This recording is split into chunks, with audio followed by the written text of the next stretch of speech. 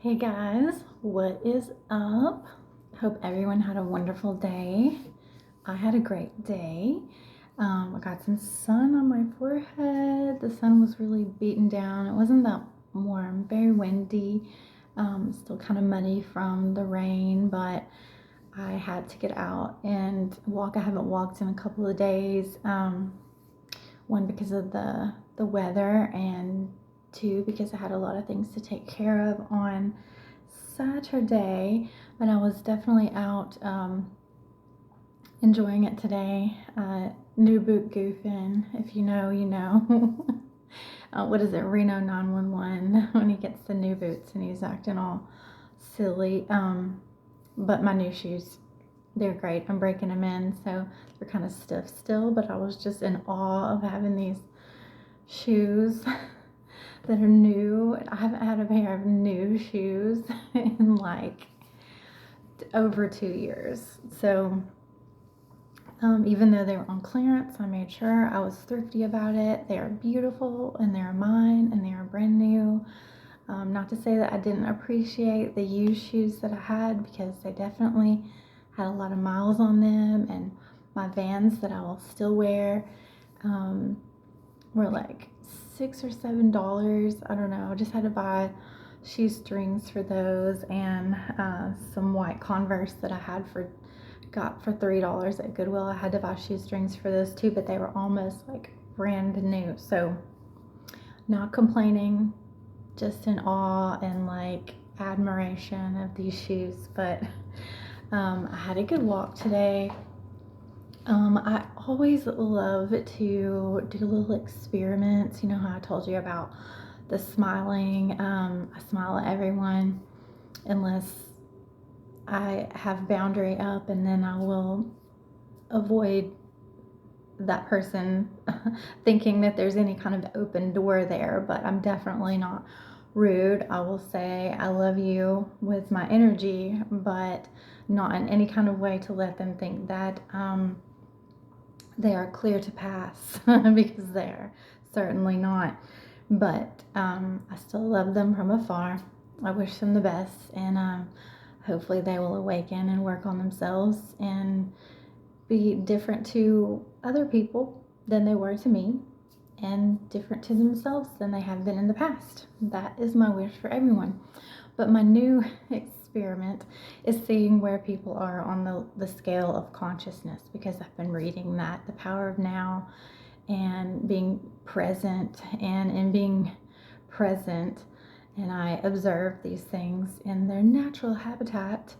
I pay attention to those who, how they react to my smile, because I do it without any expectation. It's unconditional love. I do not expect it in return. I just simply give it freely to those who I don't have boundaries to, and those that I do have boundaries to, I give it from within without verbal expression, without an open door. But today I passed two individuals that were just smiling, and then I passed both of them twice. One in a relatively, well, both in a relatively short period of time. So like there was a little like something going off, like my spidey senses were going off. And they both smiled real big both times, even though it was a very short turnaround. And yeah, so without saying more specifically about that, I started to listen to my intuition, and it didn't feel genuine to me or not. On the surface, it would seem very happy, very friendly, very high vibing, but then I want you guys to look deeper, to listen to your intuition. Don't take things at face value all the time, because even though something like God is dead might seem like offensive, and like it had offended me, and then I looked deeper and I learned that I very much agree with Nietzsche and the rest of what he said after God is dead, that wasn't it. There was more, and it made sense to me once I looked deeper and didn't just have a snap judgment. But also, snap judgments can be made on things looking friendly and inviting and high vibing, but people have learned to wear masks. The devil will often study you and learn what you like, what you don't like, so that he can send in something that will look like as an illusion or a mask wearing being to be your dream person, whether it be a friend or whether it be um, a romantic possibility or anything, anything at all. I love dogs, but I've had dogs that look friendly try to rip away my pizza bag and climb a gate to get to me.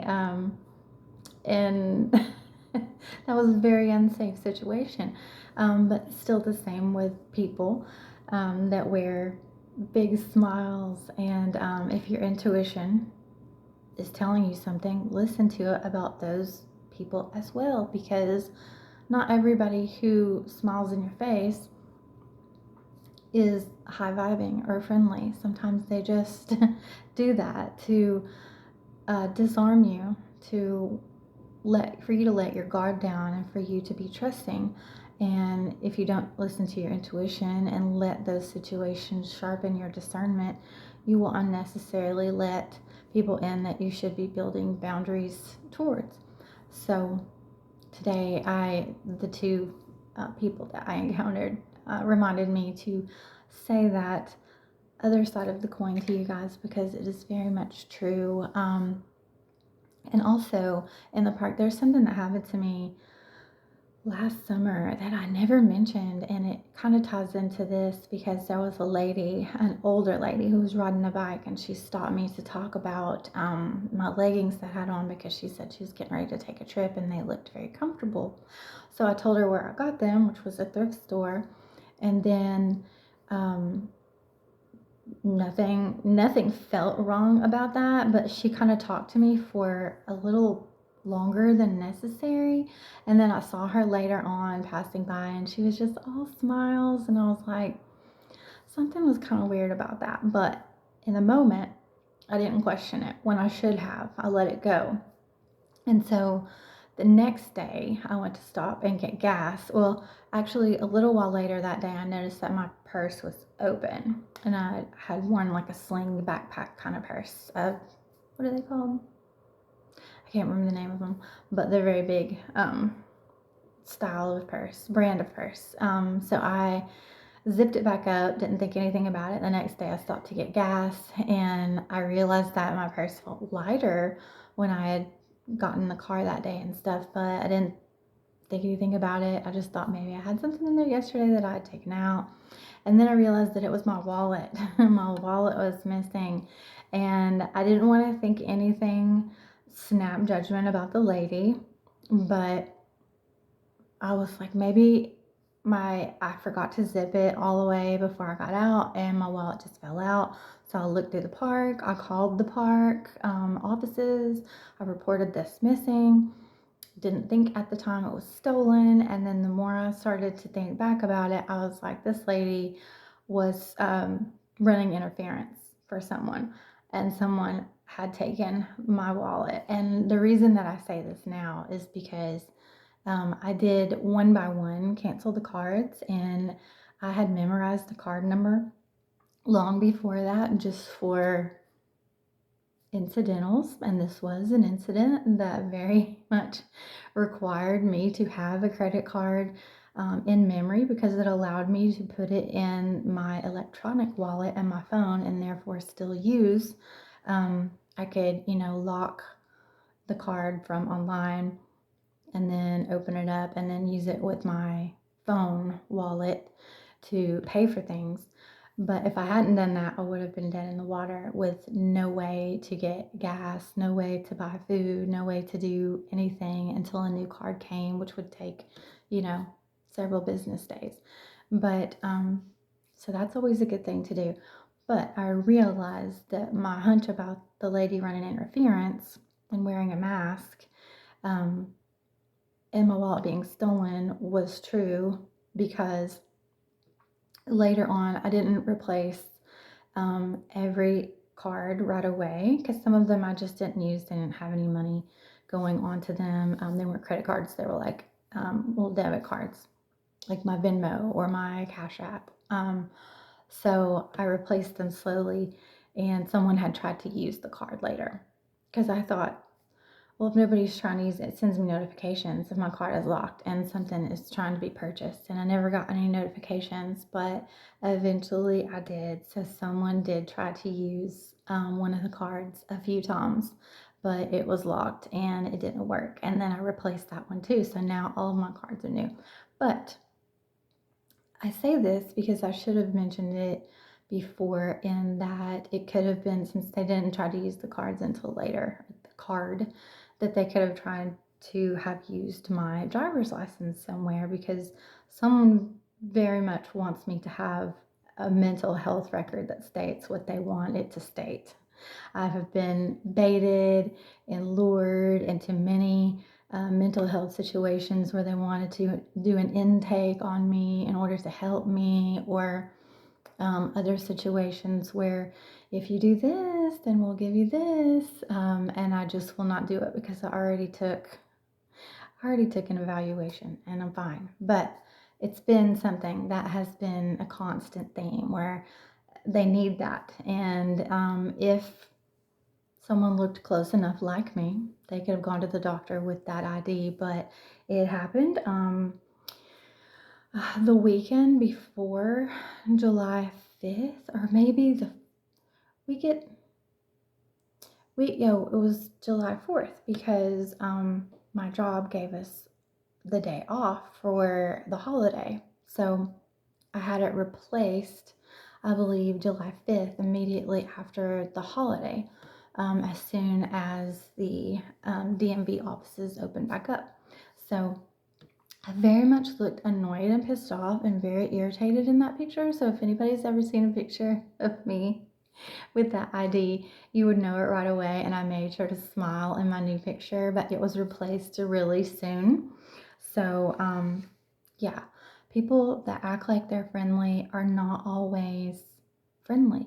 They very much wear masks and try to do the old, I look like a dream walking, but they're not. And that happens a lot of times. Spiritual warfare also will have distractions, a lot of distractions. That's a huge tool in spiritual warfare. And you need to recognize that, because distractions, if you're focused like I am with my channel, if you're focused with anything that you're building, working on yourself, being celibate, not drinking, not having anything to do with drugs, even weed, which I don't consider a drug, there will be lots of temptations. This is how the devil works. We'll study you. We'll know exactly how to distract you. He will know exactly how to run interference. He will know exactly what you like in order to send someone in that is your, it seems like kismet. Oh, this is too good to be true. And that's because it is. That's because it is. Like the two people smiling in the park today, there was no spark. There was no pilot light lit. But they gave me what they thought I wanted, which is what I've been talking about on my channel. So it was only a matter of time before someone tuned in and presented to me exactly what they thought that I wanted, which it's not. I want genuine, authentic smiles. I'll still smile at you. I'm not going to call you out personally or specifically, but I know I can still read your energy. I very much know when it's real and when it's not. And I just want you guys to be aware of that. But shortly after the two overly smiling people, I came to a spot where I usually like leave the path and either go to my little spot where I sit.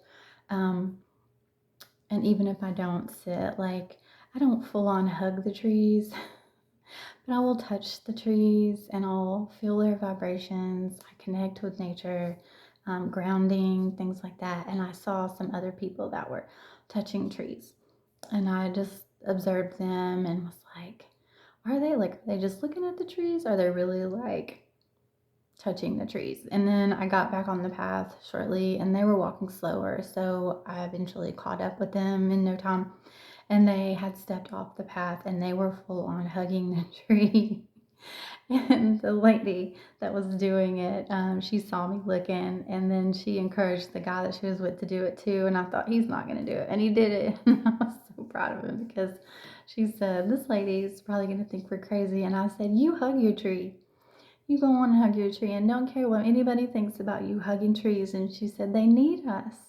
And you could tell that she was very worried about the environment. And then I chimed in with how we're all connected. And yes, if she feels like they need her love or she needs their love, to take it unapologetically and go on about your way. Don't worry about what anybody else thinks or how you look. You hug your tree. She said, I appreciate you taking that stance and you standing up for me and my belief or something like that, and told me to have a good day. But that was the genuine, authentic exchange that I was looking for in my day, and what I know to be true about people that cross my path, even the ones that aren't being genuine. You're helping me sharpen my discernment. You're helping me see the new stunts and shows of the day, because I don't care. I have emotional maturity. It makes me see where you are on the scale of consciousness, because most people are only, unless you have had an awakening, unless you are practicing meditation and being very present and still and connecting to your higher self, you only experience consciousness in short periods, short instances, and by accident. You'll be watching a commercial, or you'll be watching a child and their father. You'll be watching some kind of moment where you stop thinking and you're just watching something, and you just feel this burst of emotion from you, and you can start crying, and you're like, I don't know why I'm crying about this. I don't even know these people. That is you being extremely conscious. That is you connecting with your higher self and watching something that's very real, very raw, very authentic, and you are connecting that with your higher self. That is love. That is that unconditional love for other people that normally you would only feel for your children or your spouse or your parents or something like that. So you do connect with it by accident a lot, and then most people also alternate between unconsciousness and deep unconsciousness. They don't ever stay present. It's very, if they do, it's fleeting, and it's only in moments like that where it's an accident and you don't even realize what's happening, because you don't stay in it that long unless you're being mindful and practicing it. The gap between the thoughts, the connecting with your higher self. If you don't practice it, it's accidental. And but we all have it. You just don't know what to call it, and you don't practice it, so it doesn't happen very often. But yeah, if you don't constantly try, but when you bring it in, things are gonna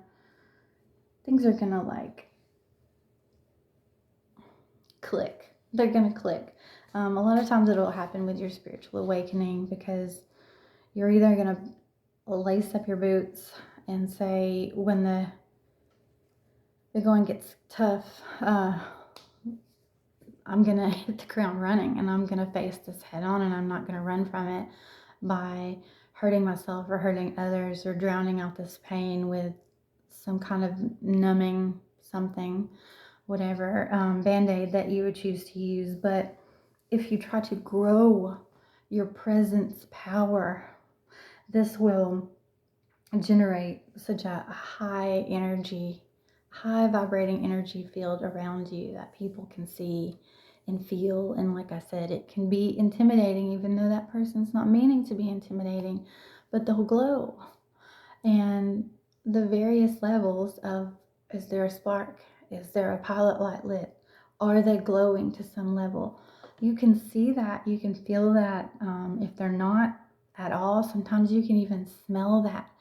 Depending on, you can use all of your senses to develop that discernment. your sixth sense. Everybody has a sixth sense. You just have to sharpen that too. But yeah, those little experimentations I like to have at the park, especially because that's where I see the most people there in the store. But the store is so busy that I'm often focusing on what I need to get so that I can get out. I'm not trying to really connect with people in the store unless they start a conversation with me, and then I'll give that a chance, like I did yesterday at Academy and at O'Reilly's, and those turned out to be great. So embrace them when your intuition says this is okay, because we need that. But know that it goes both ways. Know that people are not always doing what their face says that they're doing. But I also wanted to talk about soul tribes, because this lunar energy is amazing. Every time I look out my windows, the way that it's positioned when I come in here in my little spiritual corner, I can see the moon like staring at me. It's coming in my bathroom window. So every time I like face a window, it's coming in, and it's amazing. But it's got me thinking a lot about soul tribes, like the magnetism. The lunar energy just gets me really creative, and I feel very moved by it a lot. I miss having a place like a deck or somewhere that I can go out and just like bask in it, because I love it. I love it. It really works for me and not against me. I know a lot of things happen around or planned around the moon cycles, um, but I love the moon. I think the moon is just gorgeous at all times. But Soul Tribe, I reached out to someone that I thought I feel a deep connection with, a soul connection with. I reached out to them, which I do a lot of, not a lot of people. Let's see. Third person that I have, maybe four, because I've commented on one person's things and they have shared my stuff, but we've not like emailed. But I have direct messaged three other people that I have felt a connection with online without meeting them in person. And those have all gone very well, because usually if I feel it, then they feel it too. I was just the one to make like the first move. And in the past, when I wasn't connected to my intuition so much, I would have thought I already met my soul tribe. But your soul tribe will definitely be people like the strangers that God sends to you, that show up out of nowhere when you thought that all of the people that loved you or said that they loved you would be the ones to show up and have your back and surround you and support you. They're not going to be there during your spiritual awakening for sure, or during a very traumatic event in which they precipitated and facilitated and perpetuated. And especially if they're your soul tribe, they're going to show up during those challenging times. Like God is going to send them. He's going to have you cross paths. He's going to have you show up in each other's line of sight. You're going to feel it. These people that I thought I had already found that were my soul tribe, I reached out to during my challenging times, and they either were evasive, they either balked and like a deer in headlights didn't do anything, or said things that didn't make sense instead of helping, or they ghosted. So that is not your soul tribe. You have not been tuned into to your intuition, and the challenges in your life haven't brought you to a spiritual awakening, into your growth, into your healing period, to where you would find those people organically. Because when you're vibrating at the level that each other then match, whenever you enter those periods of your life, you will find them. They will be brought to you. When people think that they took everyone away from you, God will say, oh yeah, look at this, look at that. I'll send an army of their soul tribe in. They're vibrating at the same level now. They understand each other deeply. I'm going to send them in. And so I have felt that for people more. A couple of people in person, like when I was working at my last job, there are people that I would reach back out to and check on from time to time, because I know them to be very genuine, and I felt a heartfelt soul tribe connection with them. But online, more, those are the ones that I've reached out to more. There's maybe 2 or 3 in town here that have helped me, and for no reason other than they felt a connection to me, and it was very instrumental in leveling up and forward movement. Um, but your soul tribe, a group of people with whom you feel a deep energetic and spiritual connection, your soul family, kindred spirits who resonate with your energy and support your journey, and you theirs. The bond that you would have with these people transcends the surface level. So it doesn't matter if they're girl, boy, they're older, they're younger, like their soul is what you are magnetized to. It is what draws you in. Your similarities go beyond like friendship. It's a recognition that you have like a profound intuitive connection with these people, and it feels like you've known them forever. And I hold this so near and dear to my heart because I'm starting over, and most of them are too. And like Olivia, that I've talked about, and the one that I reached out to today, I haven't heard back from them today, but that I just did that like an hour ago. But it inspired this message, that and what I saw at the park today. But you're going to share that similar frequency and vibration. It'll create like just a harmony instantly. You're going to understand each other instantly without even having to say anything. I feel like with the near-death experience, things that I've been studying on lately, that most communication is telepathic, and I don't necessarily feel that with them yet, but that instant knowing, that connection that you feel without having to have a conversation, by just hearing the things that they say and knowing that their quirks are your quirks, and these are often things that you won't talk about, but you will see. It's in, it's just in their behavior, their nuances. For instance, the one that I reached out to today said, on their profile or on their channel, that they got to feel you before I speak. And that's how I feel. I have to read your energy. I have to know what I feel intuitively. And in the past, sometimes I have ignored that, especially when it's like an older lady, hence my wallet being stolen. And I almost replaced my wallet today. This is what made me start thinking about it. And I was like, no, I kind of like the way that I'm doing it now. I'm not going to make something so easy and accessible to like be pulled out of my purse without me noticing, or quickly just by a simple unzip. I'm not doing that again. But this person also says, remember to remember. And I think we forget when we come here who we are and what we've done in the past, where we come from, because it would be pointless in our journey to learn our lessons if we already remembered. Someone I heard talking yesterday said, it's like going to like MIT for engineering and then having already been an engineer. It's like, why would you sign up for the course to learn or do something if you know that you've already done it before and you've mastered it? It would just be a waste of time. So that's how we have to forget. But it is a lot about remembering when you get to a certain point. And part of remembering not only what you're here to do and your purpose, so that you can fully get in it and embrace it and walk your path and stop running around all, you know, tethered and in low vibrations, and going rogue from your plan that you and God created.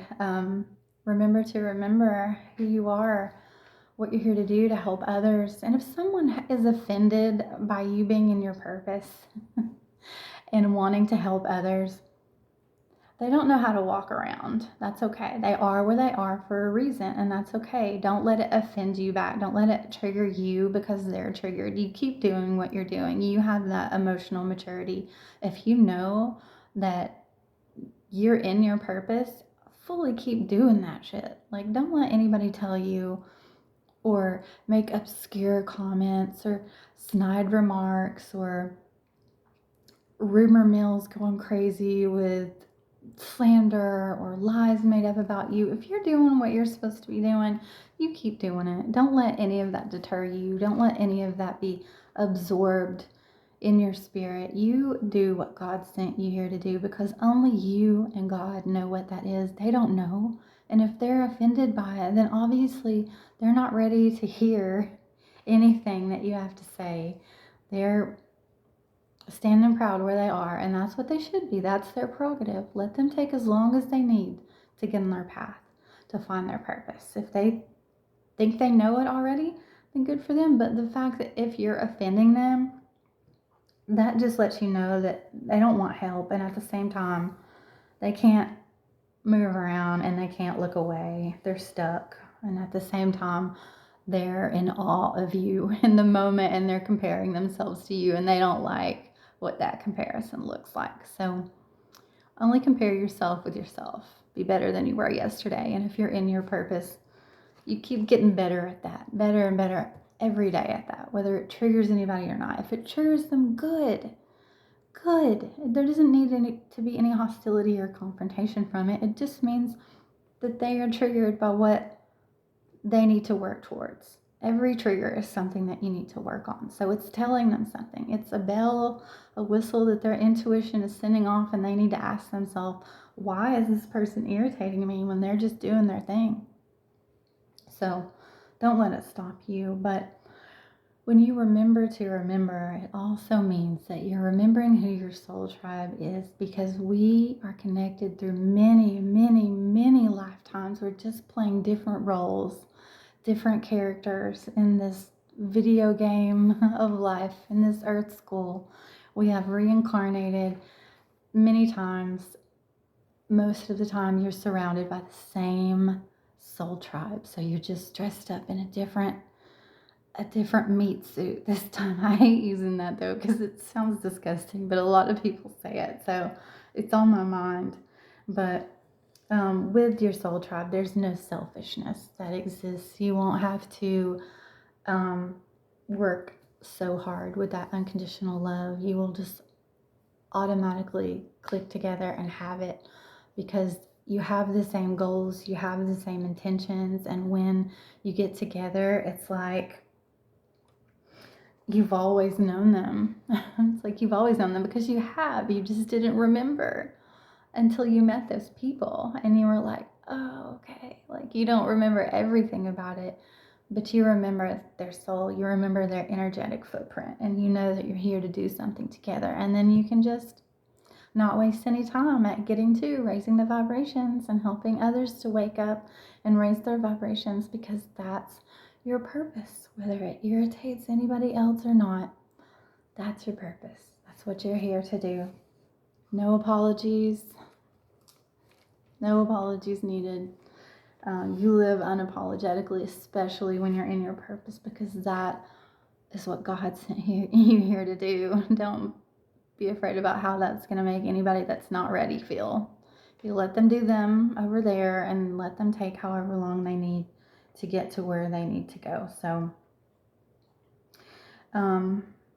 it made me also think of the Room on the Broom, because I had posted that back in October when I saw it at the bookstore, and it's we never had the book Room on a Broom, but Colin and I watched the Netflix cartoon of it so many times, and I saw it the other day on YouTube, and I watched it, and I was like, oh my goodness.